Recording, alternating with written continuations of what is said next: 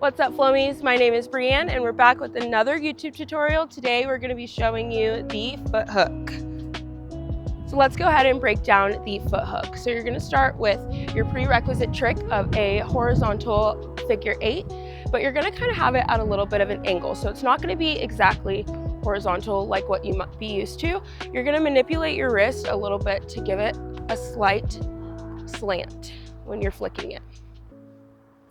Then you're going to take right now I'm using my dominant hand and I'm going to use my non-dominant foot to hook the star and swing it back around to the other side of my body. So we've got our horizontal 8 at a little bit of an angle. We're going to bring our non-dominant foot up, and then you're going to flick the Flowstar right onto the back of your heel. So we've got our angle and we're going to flick it onto our foot just like this. You're going to take your leg and flick it around to the other side of your body just like this. That's where you'll grab the star, and you can grab it with either your dominant hand again to get back into that trick or your non-dominant hand to continue your flow.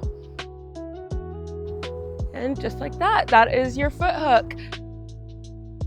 I hope you guys have so much fun learning this trick. Make sure to comment and let us know what other tricks you'd like to see. And of course, happy flowing.